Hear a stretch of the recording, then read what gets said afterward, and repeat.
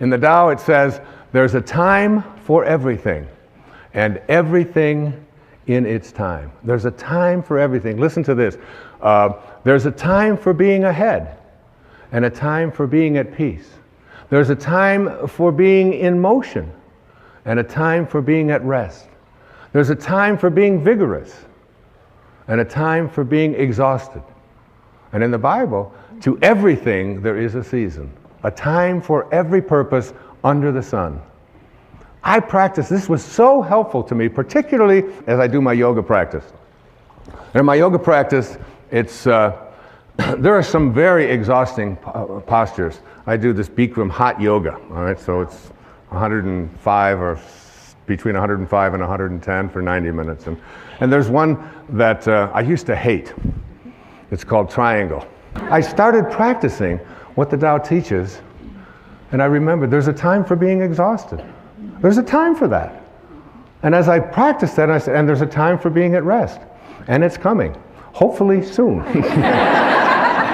But in your life, there's an awareness that there is a time for all the things that go on that you think shouldn't be happening. In the Tao it says that hidden in all misfortune is good fortune. Hidden in the misfortune that you have is good fortune, because no storm can last forever. Even nature cannot create a storm that lasts forever. Ultimately, hidden within every storm is calmness. Hidden within every flood is drought and dryness. Hidden within all of the storms of your life is the peace that you desire. And it leans on you if you stop telling yourself and just let yourself go with it, to be at harmony with it, rather than trying. You can see why this is called the wisest book ever written, and we're just touching on it here, just touching on this. Lao Tzu was green before Al Gore. He was. This is verse 39 of the Tao Te Ching. When man interferes with the Tao, the sky becomes filthy, the earth becomes depleted, the equilibrium crumbles, creatures become extinct, therefore nobility is rooted in humility.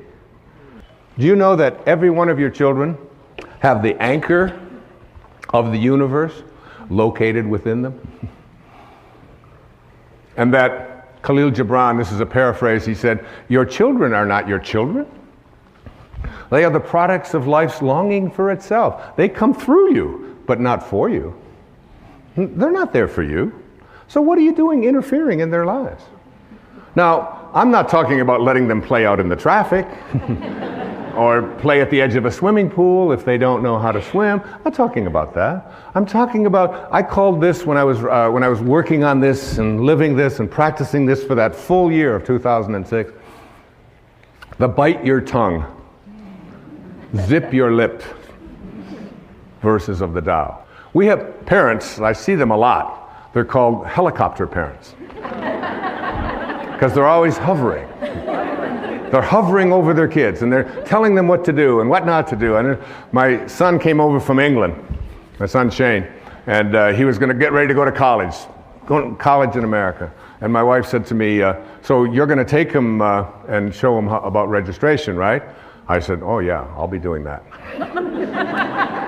She said, well, make sure that you help him because he doesn't have any idea how to register at the school, this great big school with thousands of people. I said, yeah, and I do, right? I would know how to register kids at school, you know. And so Shane got in the car and I said, it's all going to be fine. It'll all be fine. And we drive over to the campus and I drop him off and I have my tennis racket in the back. And he said, where are you going? I said, well, I'm a prophet. I said, I get paid by the thought. And I have a tennis match, and then I have to walk on the beach so that I get paid by the thought. He said, but what about the registration? I said, well, the registration, I said, you'll do a lot like I did when I learned to register. He said, well, what do you mean? I said, you'll just go up to the people and say, where is registration? And they'll say, it's over there where all of those people are all lined up. Because I remember those days in a college of 40,000 students or so, finding out how to register. Tracy, did I take you to register, honey? No. So he said, you mean you're just going? I said, yeah, you just go with it. I said, you want Daddy to walk with you over and take you through graduate? You're 18 years old and you want Daddy to register you? He said, oh, no, I wouldn't want that.